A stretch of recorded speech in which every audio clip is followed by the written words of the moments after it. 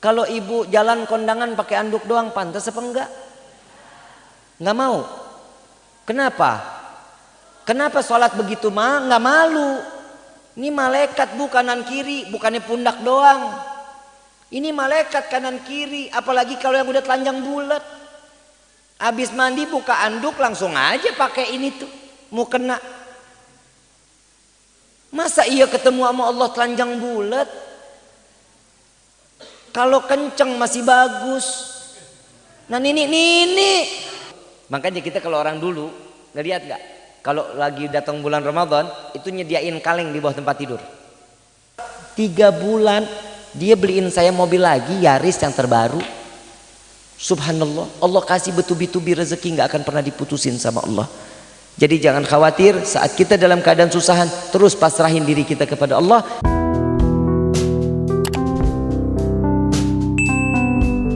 Alhamdulillahirrabbilalamin. Wassalatu wassalamu ala ashrafil anbiya'i wal mursalin wa ala alihi wa sahbihi ajma'in, amma ba'd. Assalamualaikum warahmatullahi wabarakatuh. Halo sahabat YouTube, kembali lagi di channel Titik Ilmu. Semoga kajian yang beliau sampaikan kali ini bisa kita fahami dan bisa bermanfaat bagi kita semua. Baiklah, untuk lebih jelasnya silahkan simak videonya. Fahtadal arsyu taraban wastibsyara. Arasnya Allah berguncang karena kebahagiaan. Dan lanjutnya apa? Fahtadal arsyu taraban wastibsyara wasdadal kursiyu haibatan. Dijelasin lagi sama Allah. Kursi Allah, singgasana Allah, kedudukan Allah, maha tingginya Allah bertambah wibawa saat dilahirkan Nabi Muhammad sallallahu alaihi wasallam. Sallu ala Nabi Muhammad. Coba kita lihat wibawanya Allah bertambah dengan apa? Dilahirkan Sayyidina Muhammad sallallahu alaihi wasallam. Kenapa? Karena Allah pun menanti di mana kelahiran Nabi sallallahu alaihi wasallam, menantikan sampai malaikat. Coba kita baca riwayat. Malaikat nih, malaikat Jibril, malaikat disuruh nengokin. Saat sebentar lagi itu 10 hari mau melahirkan, Siti Aminah tuh didatengin sama malaikat, dijengukin. Diperhatiin, kasih kabar gembira biar tenang ibunya. Kalau kita kan ibu saat melahirkan, saat sudah mulai kontraksi, yang bisa nenangin ibu siapa? Emang bisa nenangin suami? Ibu tenang, suami nggak tenang, bayarnya belum. Sesar 14 juta, 15 juta. Duitnya betul nggak? Ibu ngerasa tenang, suami belum tentu tenang, tapi ini semuanya tenang. Alam semesta aja tenang. Alam semesta tenang saat dilahirkan Nabi. Kalau kita kan kagak, ada yang nungguin suami, ada yang di luar. Kenapa? Rokok nggak berhenti. Kenapa? Panik, gue panik. Ada yang begitu. Ada saat mau melahirkan panggil suami, enggak, saya nggak mau sama suami saya. Ada. Tapi Nabi dibikin tenang ibunya. Dibikin tenang, dibikin tentram. Kenapa? Inilah sosok manusia yang akan dimuliakan oleh alam semesta ini. Allah Subhanahu wa taala memberikan titelnya kepada Nabi Muhammad sallallahu alaihi wasallam. Diberikan titel apa? Rahman. Wa ma arsalnaka illa rahmatan. Dikasih tuh kasih sayang. Nabi penyebar kasih sayang. Coba kita lihat. Nabi penyebar kasih sayang, kita ahlu sunnah wal jamaah juga harus mencontohkan, memberikan tebaran kasih sayang. Jangan giliran bulan maulid bid'ah, kafir, murtad. Jangan, nggak boleh begitu. Kenapa? Masing-masing punya dalil. Kita masing-masing punya dalil. Yang nggak mau ikutan maulid ya nggak usah. Yang mau ikutan maulid ya silahkan. Kenapa? Menang banyak, berkat dapat, snack dapat. Betul nggak? Ngelihat Habib ganteng.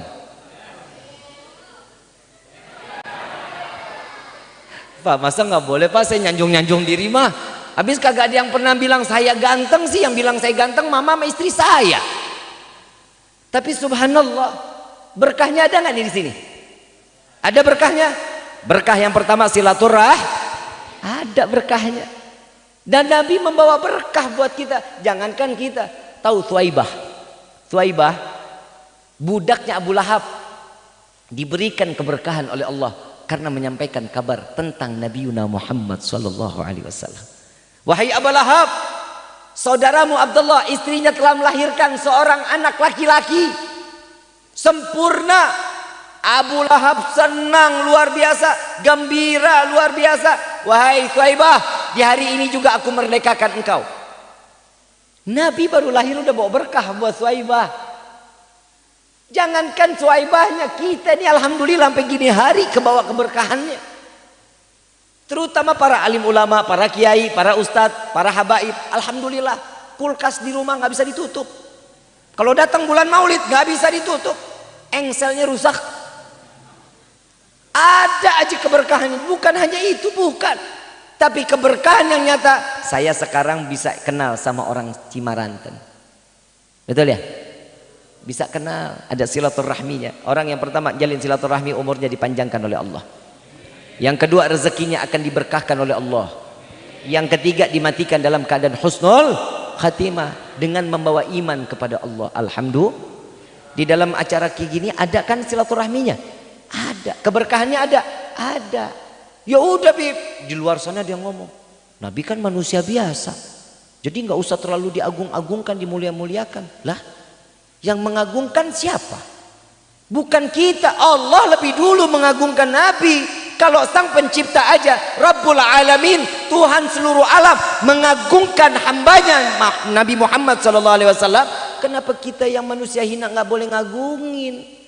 Wa ma arsalnaka illa rahmatan lil alamin. Laqad kana fi Rasulillahi uswatun hasanah. Coba kita lihat siapa yang nyanjung? Allah menyanjung Sayyidina Muhammad sallallahu alaihi wasallam. Kita mengagungkan Nabi, kita memuliakan Nabi. Ingat, kenapa Nabi dimuliakan oleh Allah? Ingat saat di mana Nabi dilahirkan ke dunia. 50 hari sebelum dilahirkan Nabi, Abraha datang. Abraha udah bikin gereja gede, gerejanya buat nyaingin Ka'bah. Saat dimana orang-orang Arab ini minta nyampaikan kabar ke Abraha, wahai Abraha, kau mau apa datang ke Mekah? Aku ingin menghancurkan Ka'bah. Saat Abraha masuk ke dalam setengah kota Mekah, belum keseluruhan, baru mau masuk, untanya Abdul Muthalib, kakek Nabi SAW, disita. Unta Sayyidina Abdul Muthalib. Nah, ini sejarah belum ada yang tahu nih. Ini banyak yang belum tahu. Sejarahnya untanya disita. Sayyidina Abdul Muthalib, kakek Nabi SAW, 50 sebelum kelahiran Nabi, 50 hari sebelum kelahiran Nabi. Masih jauh apa dekat? Si jauh, 2 bulan sebelum. Sayyidina Abdul Muthalib nyamperin Abraha. Abraha, mana unta saya? Kembalikan unta saya. Orang Mekah, siapa lo? Saya Abdul Muthalib. Saya ini datang dengan segini banyak pasukan ingin menghancurkan Ka'bah. Lu datang ke sini cuma minta unta. Unta itu hak saya, karena itu milik saya. Kalau Ka'bah urusan Tuhan saya. Abdul Muthalib. Tuhan itu pemilik Ka'bah, yang ngejaga Allah. Jadi cepetan kembaliin unta saya. Ada satu gajah. Ini maaf. Ada satu gajah namanya Mahmud. Ada nggak nama Mahmud di sini? Ada. Tapi nggak apa-apa kalau punya anak dikasih nama Mahmud, nggak apa-apa. Mama muda.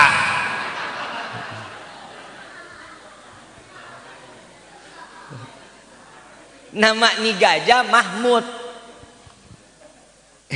Mama muda lagi aja bapak. Saat si Mahmud ketemu Sayyidina Abdul Muthalib, nunduk, nggak mau ngelihat. Nengok dikit, nunduk lagi. Nengok dikit, nunduk lagi. Begitu sudah mulai ingin masuk menyerang, semua dari mulai Mahmud dan gajah-gajah yang lain mengundurkan diri. Mengundurkan diri karena melihat Sayyidina Abdul Muthalib. Kenapa? Di dalam riwayat karena si Mahmud, si gajah tersebut melihat cahaya Nabi Muhammad SAW di dalam diri Sayyidina Abdul Muthalib. Sallu ala Nabi Muhammad. Dan maka itulah Allah kirimkan burung-burung terbaik yang membawa kerikil-kerikil neraka di bumi hanguskan daripada Abraha dan seluruh pasukan-pasukannya. Lihat tentara Allah, jangan main-main sama tentara Allah. Buktinya kemarin corona. Betul nggak? Pusing nggak? Datang corona pusing nggak? Kelihatan muka lu sampai gini hari masih banyak utang. Buat nutupin yang kemarin. Itu pasukan Allah, corona itu virus pasukan Allah. Kebayang kita dulu nih 2 tahun sebelumnya rezeki bagus, banyak, berkah, bertubi-tubi nggak berhenti-berhenti, kita lalai sama Allah, syukur kagak. Begitu dikasih corona, liar aing liar. Puyang di pinggiran rumah. Makan yang dilihat tapi kan syukur sama Allah, hidup semuanya lengkap. Saat corona datang duit nggak punya, sarapan berhenti nggak? Makan. Siang masih makan. Sore masih nyemil singkong ubi masih. Malam masih makan. Nah hidup makan mulu, apa yang dipusingin? Gak punya duit. Habib saya mau tanya, emang orang Cimaranten makan duit? Makan duit makan nasi. Beli beras pakai nasi. Habib sekarang saya mau tanya, itu beras dibelinya pakai duit, betul ya? Betul nggak pakai duit? Yang punya duit siapa? Siapa? Yang punya duit siapa? Allah. Allah. Coba kita lihat, segitunya kita nggak dikasih duit, makan kita masih dikasih sama Allah. Alhamdulillah. Makanya itu satu ujian buat kita, hamba Allah. Syukur yang banyak, jangan kufur. Puluhan tahun dikasih duit, diem aja, boro-boro ibadah. Giliran masjid ditutup sholat Jumat, baru mau sholat Jumat, sekarang masjid ditutup. Lu kemarin kemana aja? Betul nggak? Sholat subuhnya agak bertambah. Bener gak pas corona agak bertambah kan subuhnya? Tahu diri. Takut mati. Takut paeh. Orang mau hidup kapan siapa aja, yang saatnya mati ya mati. Ibu bapak yang dirahmati oleh Allah, Nabi SAW ini pemberi rahmat, pemberi kasih sayang. Kalau di luar sana ada yang mengatakan ini bid'ah, ini haram, ini nggak boleh, maulid nggak boleh, tahlil nggak boleh, terus yang boleh ngapain? Sholat aja, emang sholat kita udah pasti diterima? Ayo jawab. Ayo, Bib, sholat saya pasti diterima. Ayo coba tunjuk tangan. 2 juta ada 2 juta. Cash. Tadi amplop pertama tuh tadi 2 juta. Mau nggak? Coba tunjuk tangan, Bib, sholat saya pasti diterima. Coba saya mau dengar. Saya mau lihat orang yang sholatnya diterima. Gimana kita sholat mau diterima? Pikiran sama hati nggak jadi satu. Di dalam kitab Miftahul Jannah, di dalam kitab Miftahul Jannah ada 3 kriteria orang yang sholatnya diterima oleh Allah. Yang pertama, syariat. Sholat itu dibagi 3, syariat. Baik, kita datang Allahu Akbar, adzan. Saat itu kita masuk sholat, itu syariat, menggugurkan nilai ibadah karena kewajiban. Yang kedua, setelah syariat itu ada hakikat. Hakikatnya orang nunggang-nungging, tahiyat, salam, itu kita ngelihat lagi ngapain dia? Sholat, madhabnya ke kiblat sih. Lagi ngapain? Sholat, hakikatnya kita ngelihatnya hakikat sholat. Yang ketiga, makrifat. Ini sama ini langsung kepada Allah. Nah ini yang ketiga nih. Bisa nggak tuh kita begitu tuh? Lah gimana mau bisa? Allahu Akbar, inna salati wa nusuki wa mahyaya wa mamati lillahi rabbil alamin. Kompor belum dimatiin, inget. Bener nggak? Kunci motor ketinggalan di mulut motor, ingat. Subhanallah, orang lagi sholat ingetannya, duh cakep banget. Belum digaji apalagi, ingat banget tuh. Tapi kalau utang lupa, berasa dilupain apa nggak ingat, nggak ngerti lah. Pokoknya kalau udah urusan dunia masuk ke pikiran, masuk ke dalam hati. Lukisan miring, tahu? Ada orang lagi sholat depannya kaca, masih sempat ngaca begini. Tuh mak-mak tuh begitu. Bu, kalau sholat habis mandi mau kenanya jangan langsung dipakai, bajunya dulu pakai, jangan cuma pakai anduk doang. Bu, saya sampaikan ini karena saya sayang sama ibu. Sama perempuan tuh luar biasa. Kalau gue sayang sama laki-laki kan homo. Memang harus begitu ibu. Kalau ibu jalan kondangan pakai anduk doang, pantas apa enggak? Enggak mau. Kenapa? Kenapa sholat begitu enggak malu? Ini malaikat bu kanan kiri, bukannya pundak doang. Ini malaikat kanan kiri, apalagi kalau yang udah telanjang bulat. Habis mandi buka anduk langsung aja pakai ini tuh, mau kena. Masa iya ketemu sama Allah telanjang bulat? Kalau kenceng masih bagus. Nah ini nggak boleh, jangan, nggak boleh. Kenapa? Karena itu adalah aurat malu. Jangankan sholatnya begitu, ibu keluar nyapu pekarangan ibu sekarang pada pakai kerudung cantik-cantik, bagus-bagus, rapat-rapat, giliran besok nyapu lepas kerudungannya, nyapu depan rumah, aurat kemana-mana. Pakai daster tangan buntung, tangan pendek, dilihat orang. Bib, rumah saya nggak kelewatan orang, emang dedemit. Emang di rumah itu nggak ada daun. Emang di rumah nggak kelihatan ada debu. Itu semua makhluknya Allah. Itu semua hambanya Allah. Kita kelihatan aurat kita, itu akan menjadi saksi di yaumil qiyamah, ibu. Jangan. Pakai kerudungannya, pakai daster tangan panjang, pakai. Jangan lagi. Saya pernah nih Pak datang lewatin Cimaranten nih. Saya lagi arah mau ke Susukan kalau nggak salah. Saya dari Babakan Remas saya masuk sini lewatin Cimaranten. Ada perempuan keluar naik motor, pakai kerudungan, rapi banget pakai kerudungan, panjang kerudungannya, pakai kaos tangan segini, pakai celana 7/8. Itu ajaran mana coba? Jangan, nggak boleh. Tapi insya Allah mudah-mudahan di sini wanitanya wanita salehah semuanya, amin insya Allah. Ya dijaga ya bu ya. Ibu bapak yang dirahmati oleh Allah, jaga anak-anak kita juga yang di dalam rumah. Jangan cuman kitanya asik ibadah, ibu selangkah lagi mau surga, bapak mau masuk surga selangkah lagi, anak kita auratnya nggak ketutup, jangan harap dipindahin, satu langkahnya pindah ke neraka. Hati-hati. Kenapa setiap Nabi SAW diutus ke dunia ini bukan nakut-nakutin, bukan, tapi memberikan kabar gembira dan juga memberi peringatan. Tugasnya kita sesama manusia ngingetin. Dan kalau seandainya ada perayaan maulid gini, ingetin. Kalau seandainya kelewatan batas, ingetin. Kalau lagi asyrokol, nari-nari, joget-joget, itu nggak boleh. Itu nggak boleh. Itu harus dihilangkan. Nah kalau asyrokolnya sambil nangis, minta munajat sama Allah, itu baik apa enggak? Baik. Kadang kita kan nangis susah, taubat aja males. Betul? Setiap hari kita bikin dosa, betul? Taubatnya ogah. Kan kita beda sama Nabi. Di luar sana bilang, ya udah nggak usah mengagungkan dan memuliakan Nabi sampai sebegitunya. Lah kita jawab lagi. Kita mengagungkan Nabi, kita memuliakan Nabi. Lihat Abraha aja dihancurin menyambut kelahiran Nabi. Siapa yang hancurin? Allah.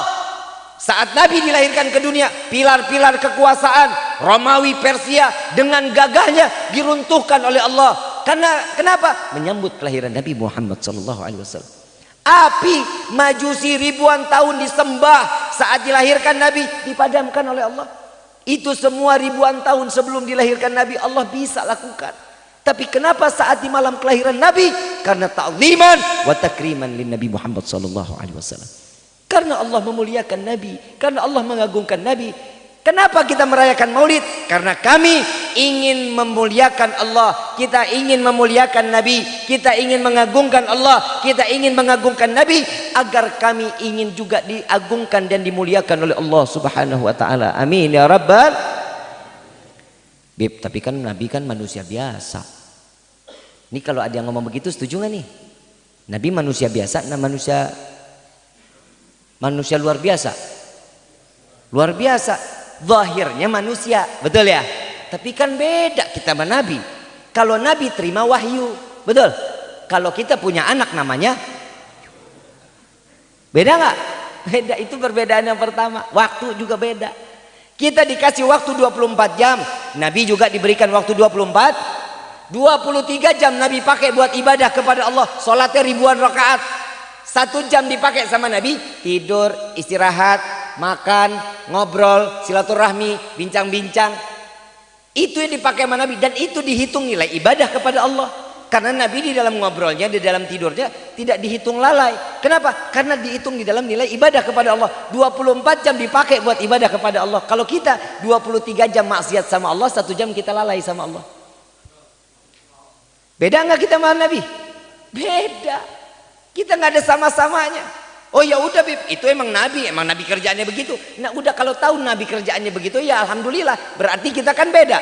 Loh tapi kan Nabi kan manusia biasa Bib. Ya udah, baik apa lagi? Mana ada keberkahannya? Ih, yang begini nih. Ini mesti ditempeleng yang begini kalau bilang Nabi nggak ada berkahnya. Saya mau tanya, Nabi punya berkah nggak? Ayo jawab yang kompak. Nabi punya berkah nggak? Mau tahu nggak Nabi punya berkahnya apa? Satu waktu sahabat Nabi SAW, Nabi kalau mau ngeludah tuh ngedehem dulu. Tahu orang sini kalau bilang ngedehem apa? Kalau ngedehem ya. Saat Nabi ngedehem, itu sahabat bangun, tangannya langsung dijulurin ke wajah Nabi, di depan wajah Nabi. Tangan yang pertama ludahnya ditaruh sama Nabi di tangan sahabat tersebut, disapu sama sahabat dari ujung kepala sampai ujung kaki. Apa kata Nabi? Wahai sahabatku, engkau tidak akan pernah tersentuh api neraka jahanam. Ludah Nabi, ludah elu. Siapa yang mau nangkep? Beda nggak ludah kita sama Nabi? Itu berkahnya Nabi. Ada lagi, Nabi satu waktu tidur madepnya ke kiblat setengah jam sebelum zuhur. Nih kita di sunnah ini, kalau di rumah tidur madep ke kiblat, tangannya dijadiin bantal, madepnya ke kiblat. Waktu itu Mekah panas luar biasa, sampai keringat Nabi membanjir. Saudara Nabi, sepupu Nabi, ambil satu mangkok, ditaruh, diwadahin botol entah mangkok, dijadiin tuh jadi wadah, netes keringatnya Nabi. Nabi bangun, wahai saudaraku sedang apa? Itu apa? Itu keringat ya Rasulullah.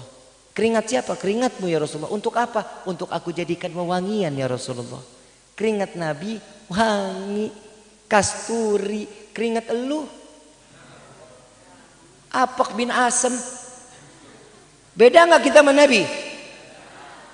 Kalau kita pipis bagaimana? Ada yang diri, ada yang jongkok, ada yang sambil lari. Itu di kedai Satpol PP itu biasanya kalau yang lari.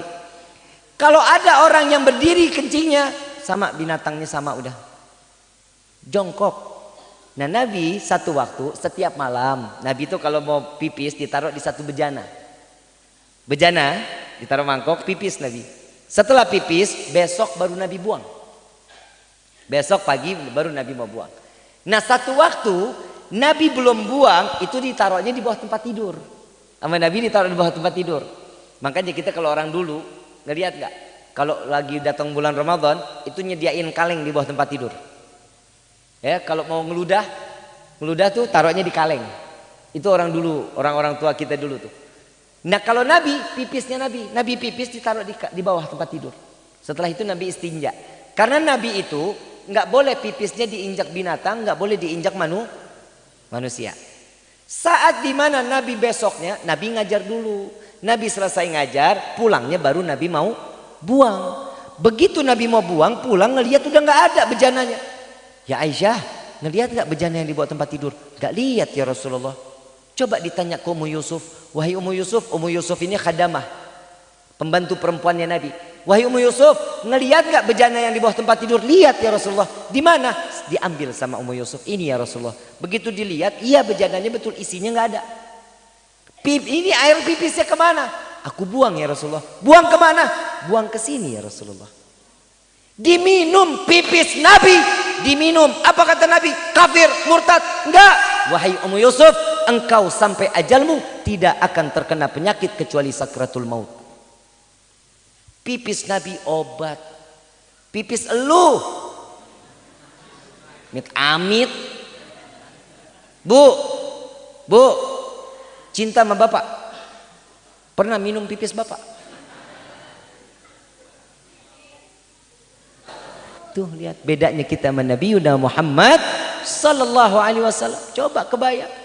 Inilah keberkahan Nabi. Kalau bukan karena keberkahan, ngapain kita capek-capek di tempat kayak begini? Ini keberkahannya sampai ke akhirat. Sampai Nabi mengatakan di dalam satu riwayat, tidak tidak akan aku masuk ke dalam surga sampai sehingga Allah kumpulkan umatku ke dalam surganya Allah. Nabi yang ngarepin kita di surga, Nabi yang hormatin kita, Nabi sayang sama kita. Nah, kita ditunggu sama Nabi. Apa kata Nabi? Ahlan wa sahlan ya ummati, selamat datang wahai umatku. Ini yang kita harapkan keluar dari lisan Nabi.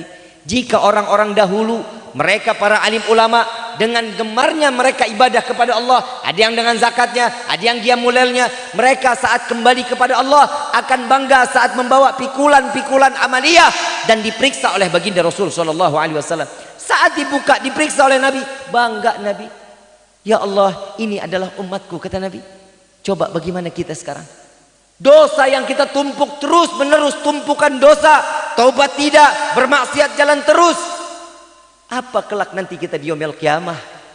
Saat kita membawa pikulan dosa, diperiksa oleh Nabi. Zaman dahulu saat Nabi SAW dilempari kotoran, dilempari batu, dilempari segala hal macam cacian, makian. Tapi umat Nabi di akhir zaman seperti ini tidak segannya, tidak malu melemparkan dosa ke wajah baginda Rasul SAW. Na'udzubillahi min dzalik.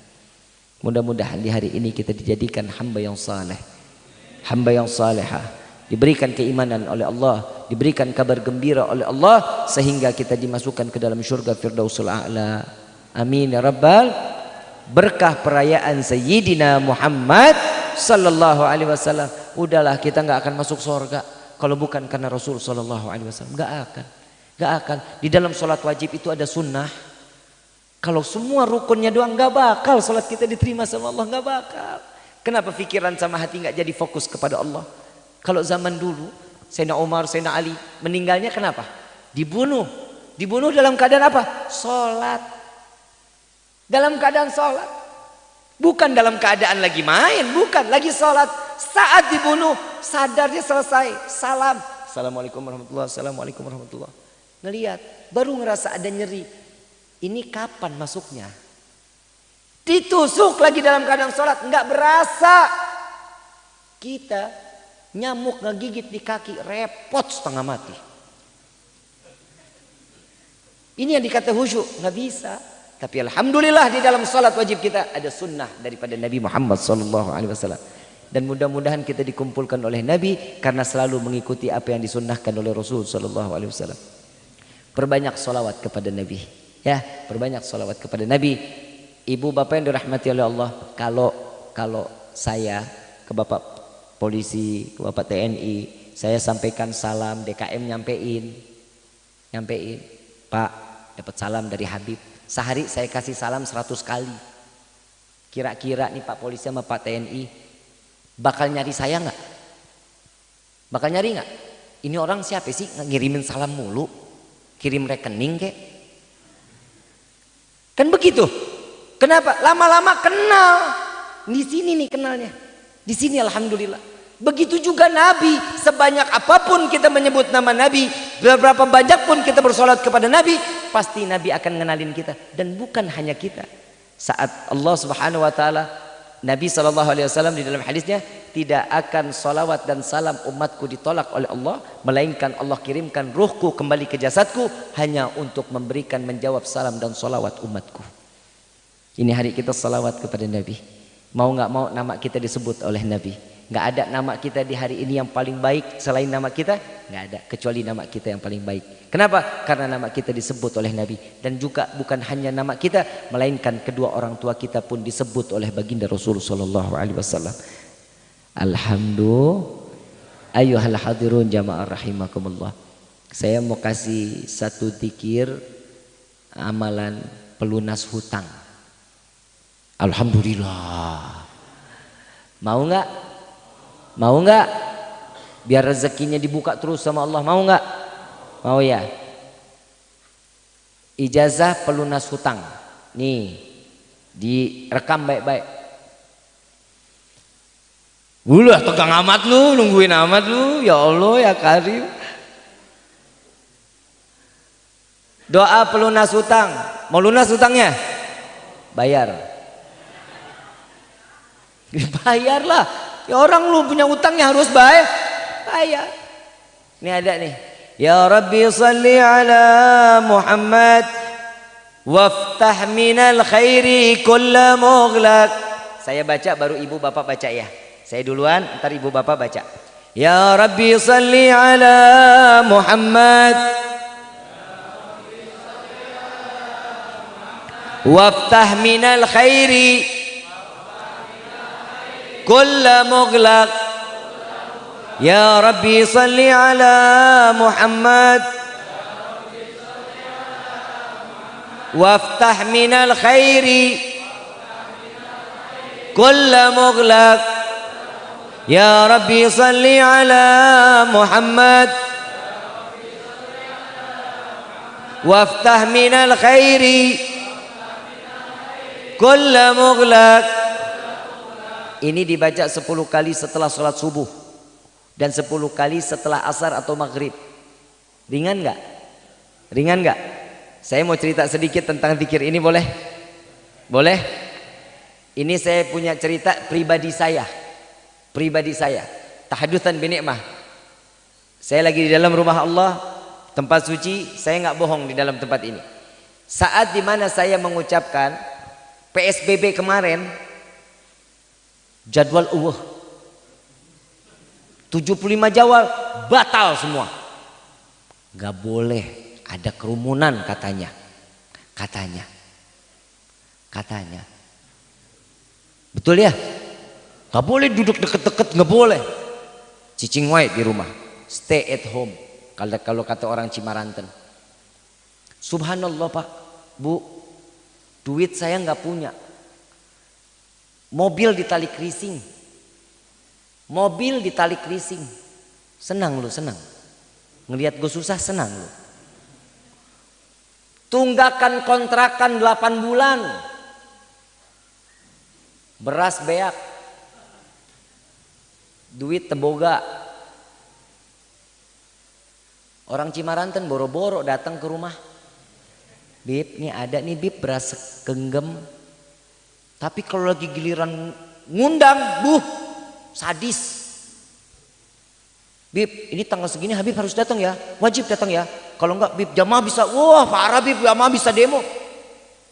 Giliran gue susah, boro-boro telur kayak sebiji kagak ada yang datang orang Cimaranten. Subhanallah, saya bilang sama Habib, saya dipanggil sama Habib Gures, Ki, di mana? Di rumah, ngapain? Nggak ngapa-ngapain Bib, orang nggak bisa kemana-mana, orang jalanan semua ditutup. Ana video call ya, iya Bib, video call saya sama Habib. Ngelihat saya, astagfirullahaladzim, naik berapa kilo lu? Orang pada PSBB gak nafsu makan, saya naik 18 kilo. Alhamdulillah, tahadutan binikmah Kiai, betul-betul. Naik 18 kilo dari 41 sampai 59. Itu senang, saya punya senang, bukan main. Padahal beras gak punya. Tapi hidup senang aja, duit gak ada. Tapi saya yakin Allah ada sama saya kok. Habib bilang, gue denger mobil lu ditarik leasing Ki. Habib Gores ngomong Pak sama saya, mobil ditarik leasing. Iya Bib. Kapan? Kemarin Bib 11 Maret. Sampai kapan suka, saya gak bakal lupa tanggalnya ditarik leasing, gak bakal lupa saya mah. Tanggal 11 Maret ditarik leasing. Ki, ini amalin nih. Kirain saya mau dikasih duit, dikasih amalan. Saya amali. Ya Rabbi sholli ala Muhammad waftah minal khairi kulla mughlaq. Baca 10 kali subuh, 10 kali pada asar atau maghrib. Saya bacanya, saya rutinin pada 10 kali, habis sholat 10 kali subuh, 10 kali pada maghrib. Saya baca itu. Terus gak lama teman-teman saya dari Jakarta pada datang. Gue bilang nih, gimana dari Jakarta pada bisa datang ke sini, bagaimana ceritanya ini sedangkan PSBB. Tapi saya udahlah, dia bawain saya beras, saya dibawain daging kambing. Wah, makan besar, cuma 3 hari. Selebihnya tempe lagi. Alhamdulillah. Saya amalin. Subhanallah, tanggal 2 April saya datang ke salah satu musolah di daerah Kaliaren Cilimus. Saya mampir ke situ. Nih masih terus nih, saya ngamalin terus, yakin aja pokoknya. Tanggal 2 malam Jumat ada sholawatan di musolahnya, tapi cuma lingkungan aja. Gak boleh orang lain masuk. Saya lagi di pondok. Ki, jam 8 mau pulang silahkan. Saya bilang, Habib sudah jam 8, Rifki izin. Iya, teman saya WhatsApp, Bib, main dong kesini, kita lagi pada sholawatan. Yuk, saya kesana deh. Tapi takut ntar pada repot. Enggak, Habib sini. Saya datang ke sana. Begitu datang ternyata Pak, ada anak umur 25 tahun miliarder. Umur 25 tahun miliarder. Orang Kuningan, Kali Aren, tinggalnya di Cilimus, namanya Jono. Umurnya 25 tahun. Duduknya di sebelah saya. Saya nggak tahu kalau ini orang miliarder, saya nggak tahu. Orang kagak ada potongannya. Bener-bener. Saat saya datang ke situ, saya ngobrol, selesai sholawat. Terus ini anak, Habib sama siapa? Sendiri. Pakai mobil siapa, Bib? Pakai mobil teman. Oh. Saya bilang, ayo teman-teman, kapan pada mau main ke rumah? Pada mau makan di rumah kapan? Sabtu, Bib. Dia nyaut. Hari Sabtu. Mati gue. Liar aing liar. Duit nggak punya. Berapa orang? 8 orang. Mana banyak banget lagi yang datang. Ya Allah, 8 orang.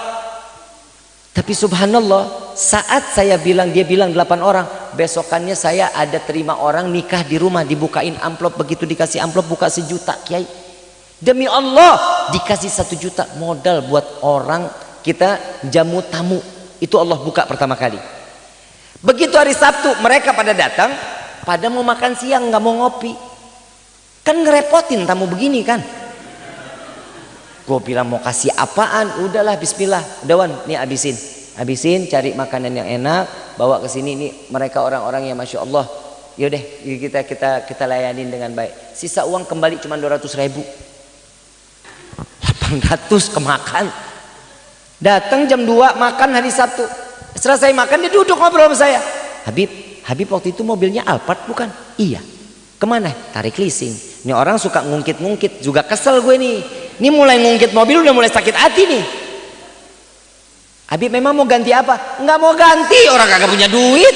Ini mobil ditarik leasing kan udah nyolotin, udah mulai nyolotin. Saya alihin pembicaraan. Emang Habib mau ganti mobil apa, John? Gue nggak punya duit, nggak mau ganti mobil. Ketiga tuh saya jawab. Emang mau apa? Saya mau Fortuner, John. Saya bilang gitu. Tahun berapa, Bib? Ya tahun-tahun murahan dah, 2015an, yang 250 jutaan. Insya Allah kalau dijual-jual urut-urut, insya Allah masih ada deh John buat gantiin mobil. Oh iya. Habib besok ada waktu nggak? Ada. Pagi besok kita jalan yuk, Bib, yuk ke Cirebon. Ngapain? Ya udah kita jalan-jalan aja. Jalanlah saya besok paginya ke Cirebon. Sebelum jalan tuh jam 7 ditelepon.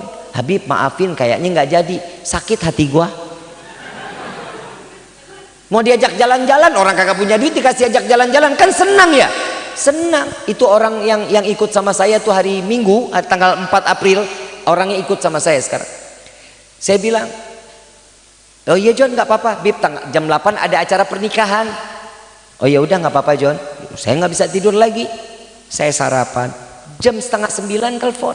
Bib, Habib di mana? Di rumah. Ayo sekarang Bib ke kantor. Ya udah, saya mandi buru-buru kan. Saya panggil, Lus ini anterin gua ke kantornya Jono. Jalan saya ke rumahnya. Begitu sampai di kantornya Jono, ayo Bib kita ke Cirebon. Ngeliatlah mobil Fortuner tahun 2017, 400 juta. Kan makin pusing saya. Ini bayar pakai apa ini? Dapat nggak? Saya nggak jadi yang ini. Ntar yang murahan aja. Subhanallah, diajak saya ke rumahnya, makan di rumahnya. Singkatnya saya makan di rumahnya. Datanglah mobil warna hitam.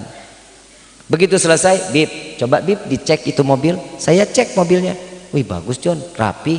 Jono mau ambil buat siapa? Habib suka nggak? Ye, siapa yang nggak suka? Orang mobil bagus. Saya bilang gitu. Siapa yang nggak suka? Suka. Saya tinggal, saya masuk ke dalam. Nah nggak lama dia datang lagi ke dalam bawa BPKB sama kunci. Dia kasih itu sama STNK. Habib, nih mobilnya Bib. Ini mobil buat apa? Ini ngeledek nih orang nih. Ini bikin nafsu. Gue emosi nih kalau akhirnya saya ambil. Ya Habib di prank. Kan sakit hati juga saya kan. Saya ambil. Ini apaan John? Udah Habib pegang aja. Ini buat ana John. Gue bayarnya gimana? Saya kasih nih BPKB-nya. BPKB-nya pegang John. pegang aja. Ini kunci sama STNK saya pegang, serepnya Jono pegang. Enggak, ini Habib pegang semua. Bayarnya gimana? Enggak, ini saya hadiahin buat Habib. 400 juta mobil, duit nggak punya. Sepanjang jalan saya nangis sama Allah. Dari Cirebon sampai Kuningan, boleh tanya, namanya Miftah tuh ada di depan. Itu ya, saya pakai mobilnya dia. Saya nangis. Driver saya Anam sampai nangis. Habib, Allah nih kasih apa buat Habib? Sampai Anya bilang, ini apaan? Gue ngimpi apa kagak ada orang ngasih mobil 400 juta. Subhanallah, saya masih amalin ini amalan. Ya Rabbi sholli ala Muhammad waftah binal khairi kulla mughlaq. 3 bulan dia beliin saya mobil lagi, Yaris yang terbaru. Subhanallah, Allah kasih betubi-tubi rezeki, nggak akan pernah diputusin sama Allah. Jadi jangan khawatir, saat kita dalam keadaan susahan, terus pasrahin diri kita kepada Allah, semua akan ada jalan keluar dari Allah Subhanahu wa taala. Amin ya rabbal alamin. Jadi jangan khawatir, Allah terus memandang kita. Ya, apalagi kita cinta sama Nabi, salawat yang banyak kepada Allah, kepada Nabi SAW, Allah pasti akan memberikan rahmat kepada kita, kasih sayang Allah. Amin ya rabbal. Subhanakallahumma wa bihamdika asyhadu an la ilaha illa anta astaghfiruka wa atubu ilaik. Demikianlah ceramah yang beliau sampaikan, semoga bermanfaat dan menjadi barokah bagi kita semua, dan semoga kita dijadikan keluarga yang sakinah mawaddah warahmah. Amin amin ya rabbal alamin. Terima kasih sudah menonton channel ini. Wassalamualaikum warahmatullahi wabarakatuh.